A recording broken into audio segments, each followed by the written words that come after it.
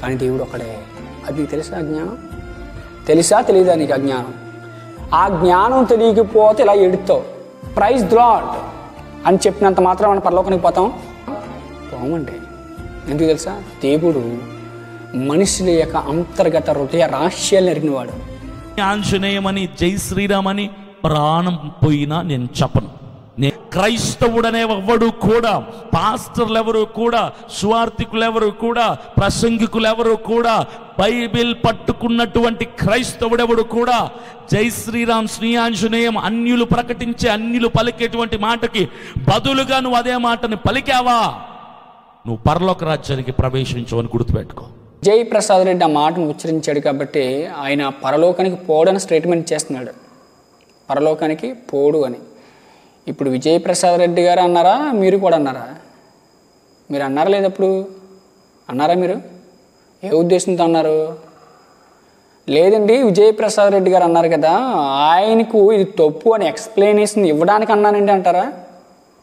మీరు ఒకవేళ అలా అంటే ఆ పదం దైవ స్తోత్రంగా, అంటే ఆ దైవాన్ని గౌరవించిన వాడిగా, ఆ దైవానికి స్తోత్ర అర్పణం చేసిన వాడిగా నేను అనలేదండి అని మీ స్టేట్మెంట్లో మీరు చెప్పే వాదన. ఇప్పుడు నేను ఒకవేళ మిమ్మల్ని ప్రశ్నిస్తే మీరు ఆ మాట అన్నారు కాబట్టి మీరు ఏదైతే స్టేట్మెంట్ ఇచ్చారో నరకానికి వెళ్ళిపోతారని, అదే స్టేట్మెంట్ కూడా మీకు అప్లై అవుతుంది. మీరు కూడా పోతారు అయితే నరకానికి. లేదండి విజయప్రసాద్ రెడ్డికి ఎక్స్ప్లెనేషన్ ఇవ్వడానికేనండి అని ఒకవేళ మీరు అంటే, అక్కడ విజయప్రసాద్ రెడ్డి గారు పర్టిక్యులర్గా క్లారిటీగా ఒక విషయాన్ని మెన్షన్ చేశారు. నా మీద గౌరవంతో నువ్వు ప్రైజ్ ది లార్డ్ అంటున్నావు, అదే నీ మీద గౌరవంతో, అదే నీ మీద ప్రేమతో ఏమంటున్నాను నేను? జై శ్రీరామ్ అంటున్నాను అని అన్నాడు తప్ప, జై శ్రీరామ్ అని మీ గుడిలోకి వచ్చే దండం పెట్టి మీ శ్రీరాముడికి నాష్టంగా ఏంటి పూజలు చేస్తానన్నా ఆయన.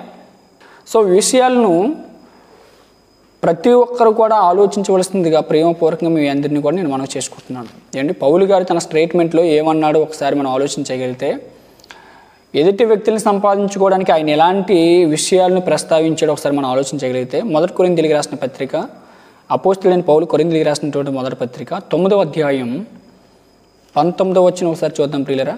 నేను అందరి విషయము స్వతంత్రుడినై ఉన్నాను, ఎక్కువ మందిని సంపాదించుకుంటకే అందరికి నన్ను నేను దాసునిగా చేసుకుంటేని అన్నాడు. ఎక్కువ మందిని సంపాదించుకుంటకే అంటున్నాడు అంటే ఆ ఎక్కువ మంది ఎవరు? ప్రశ్న. క్రైస్తవులేనా? లేదంటే క్రీస్తును నమ్మని వారిని గూర్చి ఏమైనా అక్కడ మాట్లాడుతున్నాడు పౌలు గారు? ఎక్కువ మందిని సంపాదించుకుంటకే అంటున్నాడంటే ఇప్పుడు క్రైస్తవులు ఆల్రెడీ క్రీస్తును అంగీకరించి బాప్తీసం తీసుకొని క్రైస్తవ్యంలో కొనసాగుతూ సంఘంలో కొనసాగుతున్న వారిని అయితే సంపాదించుకోవడానికి అని అన్నారు కదా. వాళ్ళని ఆల్రెడీ సంపాదించుకున్నట్టే లెక్కలోకి వస్తారు వాళ్ళు, అవునా? మరి ఎవరి గురించి అంటున్నాడు ఈ మాట? ఎవరి గురించి అంటున్నాడు అనే కింద విషయాలకు మనం ఒకవేళ వెళ్ళగలిగితే చూడగలిగితే ఆయన ఏమంటున్నాడు అని అంటే, ఎక్కువ మందిని సంపాదించుకున్నట్టుకే అందరికీ నన్ను నేను దాసునిగా చేసుకుంటుని. ఇదేంటి మనుషులకు దాసుడా పౌలు గారు? దాసుడు అంటే ఏంటి? దాసుడు ఇప్పుడు యేసు క్రీస్తు ప్రభువు వారికి నేను దాసుడు, నన్ను మనుషుల మెప్పులను కోరుకున్న వాడిని అయితే నేను క్రీస్తుకు దాసుడును కాకపోదును అన్నాడు. అంటే అక్కడ క్రీస్తుకు దాసుడును అంటున్నాడు, ఇక్కడ మనుషులకు దాసుడిగా కూడా అయిపోతానంటున్నాడు. అసలు ఎందుకు అయిపోతానంటున్నాడు? మనుషులకు దాసులుగా దేనికోసం అయిపోతానంటున్నాడు? వాళ్ళ మెప్పుల కోసమా? కాదు. వాళ్ళ ఆస్తుల కోసమా? కాదు. వాళ్ళ పొలాల కోసమా? కాదు. వాళ్ళు ఇచ్చే డబ్బుల కోసమా? కాదు. మరి దేనికోసం? క్రీస్తులో ఒక మనిషిని నిలబెట్టడం కోసం, క్రీస్తులో ఒక మనిషిని కొనసాగింపుట కోసం ఆయన ఏమైపోతాడంటే దాసుడు. అంటే తగ్గించేసుకుంటాడంటే తగ్గించేసుకుంటాడంట. యేసు క్రీస్తు ప్రభువు వారు తనకు తాను ఎలాగైతే రిక్తునిగా చేసేసుకున్నాడో అట్లా తగ్గించేసుకుంటానంటున్నాడు. అలా అంటూ తన పరిచర్య ఏ విధంగా ఉందో చెప్తున్నాడు. ఏమంటున్నాడు? యూదులను సంపాదించుకున్నట్టుకు యూదులకు యూదుని వలె ఉంటిని అన్నాడు. యూదుల్ని సంపాదించుకోవడానికి యూదులకి ఎలా ఉంటాడంట? యూదుని వలె ఉంటాడంట. అంటే యూదులు కూడా చాలామంది క్రీస్తును అంగీకరించలేదండి. వాళ్ళు కూడా కొన్ని నిబంధనలు ఉన్నాయి, కొన్ని చట్టాలు ఉన్నాయి. అవి ధర్మశాస్త్ర ప్రకారంగా ఏవైతే ఉన్నాయో వాటిని కూడా వాళ్ళు ఏం చేస్తున్నారు? కొనసాగిస్తున్నారు. అప్పటికే వాళ్ళు కొనసాగిస్తున్నారు. అలా కొనసాగిస్తున్నటువంటి ఆ తరుణంలో ఆయన ఏమైనా స్టేట్మెంట్ ఇస్తున్నాడు అంటే, యూదుల్ని సంపాదించుకున్నట్టుకు యూదులకి యూదుని వలె ఉంటిని.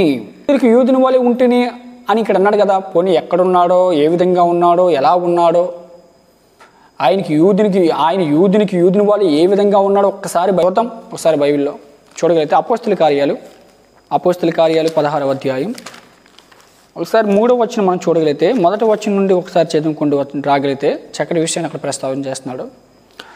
పౌలు దెర్బాకును లుస్త్రుకును వచ్చును. అక్కడ తీమోతి అని ఒక శిష్యుడు ఉండును. అక్కడ తీమోతి అని ఒక శిష్యుడు ఉన్నాడంట. అతడు విశ్వసించిన యొక్క యూదురాలి కుమారుడు.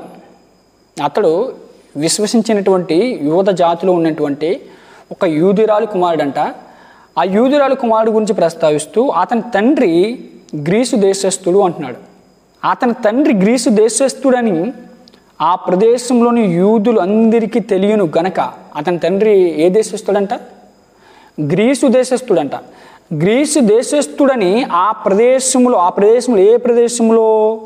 లుస్త్రోలోను ఇకోనియోలోను ఉన్న ప్రజలు, ఆ ప్రదేశంలో ఉన్న వారందరికీ అంట గ్రీసు దేశస్థుడని ఆ ప్రదేశంలో యూదులు అందరికీ తెలియను గనక వారిని బట్టి అతన్ని తీసుకొని సున్నతి చేయించెను అన్నాడు.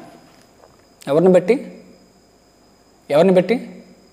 యూదులు బట్టి, వారిని బట్టి ఏం చేశాడంటే అక్కడ ఆ ప్రదేశంలో యూదులందరికీ తెలియను కనుక వారిని బట్టి అతను తీసుకొని సున్నతి చేయించిన ఇదేంటండి? అంతకుముందు బైబిల్ గ్రంథంలో బాప్తిసాలని కార్యక్రమాలు ఉన్నాయి కదా. సున్నతి ఎందుకు చేయించాడు? ఏమండి, సున్నతి ఎందుకు చేయించాడు అంటారు?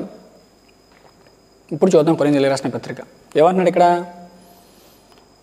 అపోస్తలుడైన పౌలు కొరింథీయులకు రాసిన మొదటి పత్రిక 9వ అధ్యాయం 20వ వచనం. యూదుని సంపాదించుకొనుటకు యూదులకు యూదుని వలె ఉంటేనే. అక్కడ వారిని సంపాదించుకోవడానికి ఏం చేశాడు? వారి లాంటి వాడుగా ఉన్నాడు. అర్థమవుతుందండి? అంటే ఆయన టార్గెట్ ఏంటి అని అంటే సంపాదించాలి మనుషుల్ని. అది దేని బట్టి తెలుసా? వాక్యం బట్టి అన్నాడు. టార్గెట్కి పెట్టుకున్నాడు. ఇప్పుడు పౌలు గారు సున్నతి చేయించకూడదు కదండి. ఎందుకంటే యేసుక్రీస్తు ప్రభువు వారు బాప్తిస్మం అనే కార్యక్రమం అనేది అప్పటికే ప్రాచీనలోకి వచ్చేసింది. సున్నతి తప్పనే ఉంది ఇంకా. ఓకేనా? మరి ఇక్కడ పౌలు గారు మీరు సున్నతి చేయించారు కదా, మరి అట్లా చేయించకూడదు కదా. ఇంకా కింద వచనాలు మనం చూడగలిగితే అక్కడ రాయబడినటువంటి విషయం ఏంటంటే, ధర్మశాస్త్రమునకు లోబడిన వారిని సంపాదించుకున్నట్టుకు నేను ధర్మశాస్త్రమునకు లోబడిన వారిని కాకపోయినను ధర్మశాస్త్రమునకు లోబడిన వారు ఉంటిని. అంటే పౌలు గారు ఏమని చెప్తున్నాడు అని అంటే, ధర్మశాస్త్రానికి లోబడిన వారు కొంతమంది ఉన్నారు. ఆ ధర్మశాస్త్రానికి లోబడిన వారిని బట్టి లోబడినవాడు కాదు, కానీ లోబడిన వారిని వాళ్ళే ఉంటిని అంటున్నాడు. దేని గురించి? వారిని గురించి. అలాగని ధర్మశాస్త్ర సంబంధమైన కార్యక్రమాలను చేసేస్తున్నాడని కాదండి అక్కడ అర్థం. వారిని గురించి అలా ప్రవర్తిస్తున్నాడని చెప్తున్నాడు.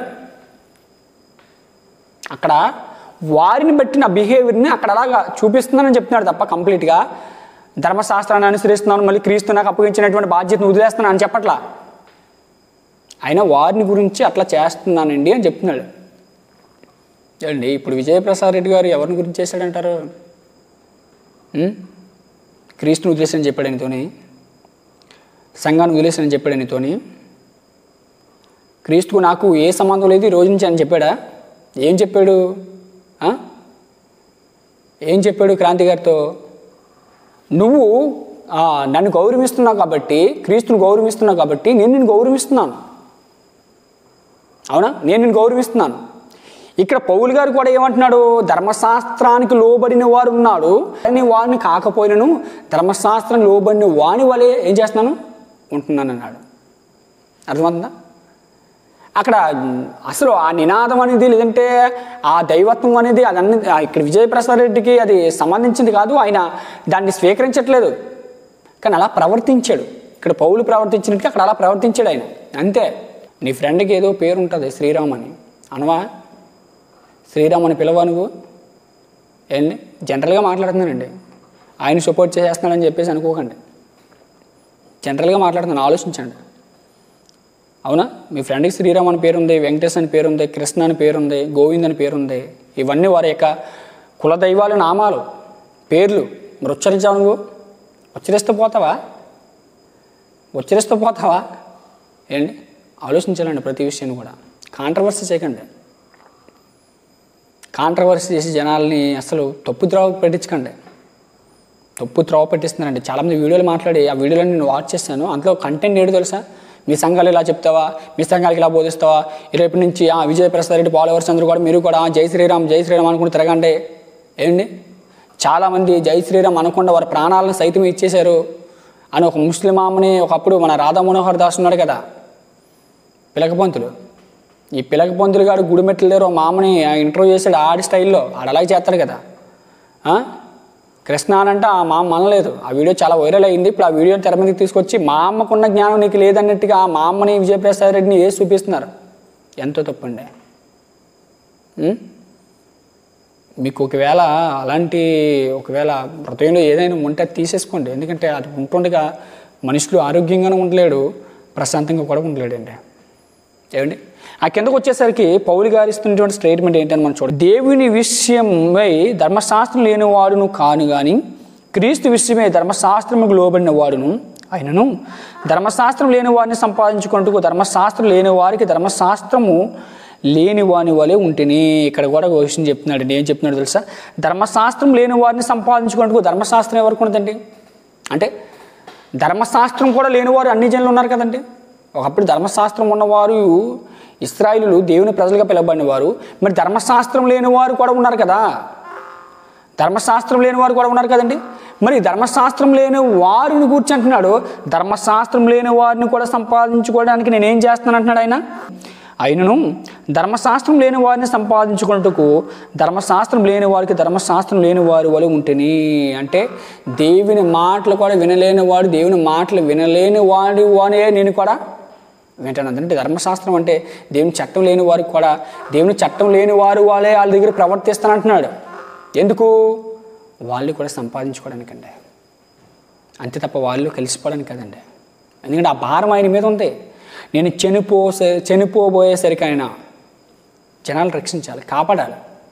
ఏ విధమ చేత నేను కొందరు ప్రభువులకు నడిపించాలని తాపత్రమైంది. అది ఏ విషయము? జ్ఞానం విషయమై. ఆ జ్ఞానాన్ని ప్రయోగించాడండి ఆయన. ఆయన దగ్గర ఉంది దేని విషయమైతే సమస్తాన్ని పెంటగించుకున్నాడో ఆ జ్ఞానం ఉన్నతమైన జ్ఞానం అండి. పౌలు గారు క్రీస్తుని కూర్చుని జ్ఞాన విషయమే నాకున్న సమస్తాన్ని పెంటగించుకున్నాడు చూసారా, అది ఆయన జ్ఞానం. ఎక్కువ మందిని సంపాదించాలి దేవుని కొరకు, ఎక్కువ మందిని ఆయన మాటలు ఆంతర్యం ఎక్కువ మందిని సంపాదించాలంటే మనం ఏమంటున్నాం? అవసరం లేదండి, వాడు చెప్తే మనం చెప్పాలా? వాడు చెప్తే మనం చెప్పొద్దా?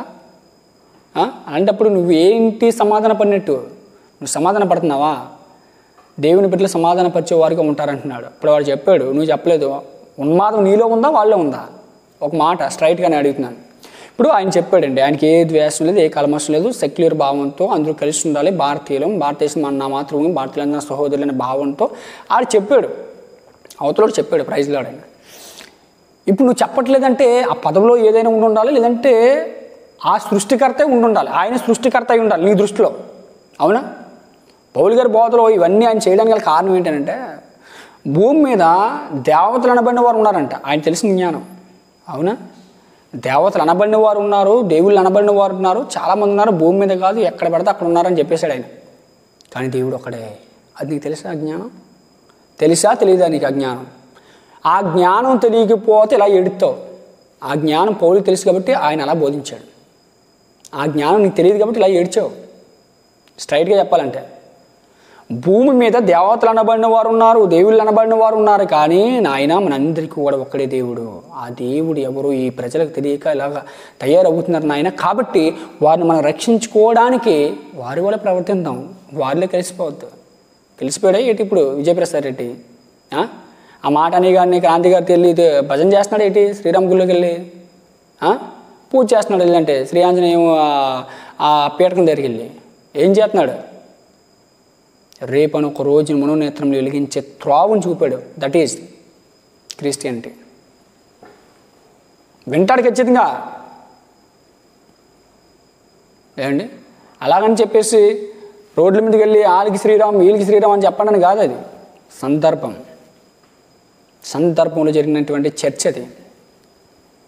అంతే తప్ప దాన్ని ఒక తప్పుడు కోణంలో చూసి ఆయన ఎలాగ అనేసాడు వీళ్ళు ఎలాగ అనేసాడు అని అంటున్నారు కదా. ఇప్పుడు ఆయన అన్న పదమే కదా ఇప్పుడు వరకు మీరు అన్నారు నేను అన్నాను అంటే మనం అపవిత్రులు అయిపోయామా, మనం నరకానికి పోతామా? ఇప్పుడు వీడియోలు మాట్లాడిన వాళ్ళందరూ కూడా ఏమన్నారండి, ఆయన ఒక్కసారి అన్నాడు, ఆయన అన్నప్పుడే అన్నాడు అంతే. అది 2 సార్లు 3 సార్లు 5 సార్లు అది ఎన్నిసార్లు రిపీట్ చేసినా అన్నిసార్లు అంతే. ఇప్పుడు మీరు ఎన్నిసార్లు అంటున్నారు? చాలాసార్లు అన్నారు. అంటే మీరు కూడా దేవుణ్ణి అవమానపరిచి ఆయనకు శాస్త్రంగా పన్నెట్టినా శ్రీరాముడికి ఎటు పోతుందండి క్రైస్తవ్యం. ఏంటి ఒక విషయం నేను క్లియర్గా చెప్తాను ఏంటి అని అంటే, ఇప్పుడు హైందవ సహోదరులు ఉన్నారండి, క్రాంతి గారు ఉన్నారు. క్రాంతి గారు అయినా సరే ఎవరైనా సరే ఏండి హైందవ సహోదరులు జై శ్రీరామ్ అని చెప్పినంత మాత్రాన వాళ్ళకు ఉన్నటువంటి ధర్మం ఏదైతే ఉందో ఆ ధర్మ ప్రకారంగా వాళ్ళు స్వర్గానికి పోతారని ఎవరైనా చెప్పగలరా? వాళ్ళు హైందవులే, వాళ్ళకు ఉన్నటువంటి సిద్ధాంత ప్రకారంగానే మేము జై శ్రీరామ్ అంటే స్వర్గానికి పోతామని ఎవరైనా అనగలరా? అనలేరు. నెక్స్ట్ మన క్రైస్తవులు ప్రైజ్ ది లార్డ్ అని చెప్పినంత మాత్రం మనం పరలోకానికి పోతామా చెప్పండి? పోతాం? పోమండి. ఏమండి? అలాగే ఒక క్రైస్తవుడు జై శ్రీరామ్ అని చెప్పినంత మాత్రం అయినా సరే నరకానికి పోడు. అలాగే ఒక హైందవ సహోదరుడు ప్రైజ్ లార్డ్ అని చెప్పినంత మాత్రం నరకానికి పోడండి. ఎందుకు తెలుసా? దేవుడు మనుషుల యొక్క అంతర్గత హృదయ రహస్యాలు ఎరిగినవాడు.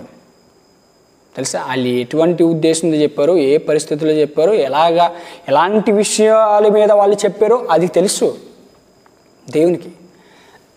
అర్థమవుతుందా? నువ్వు ఏదో స్టేట్మెంట్ ఇచ్చేస్తే, నువ్వేదో జడ్జిమెంట్ ఇచ్చేస్తే జరిగిపోయేది కాదు ఇక్కడ. అలా అనుకుంటే బైబిల్ గ్రంథంలో ఒక మాట ఉందా, నీ సహోదరుని చూసి వ్యర్థుడా అనువాడు ఏం చేస్తాడంట? నరకానికి పోతాడంట. ఇప్పుడు మీరు పోతారు నరకానికి, అంగీకరిస్తారా? ఇంటెన్షనల్గా అంటేనండి, ఇంటెన్షనల్గా అంటున్నారో లేదో మీరే విమర్శించుకోండి, ఓకేనా?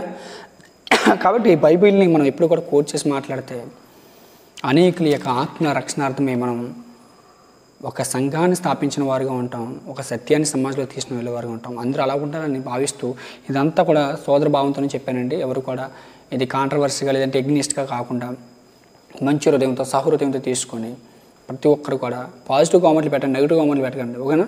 అందరికీ వందలు. గాడ్ బ్లెస్ అండి.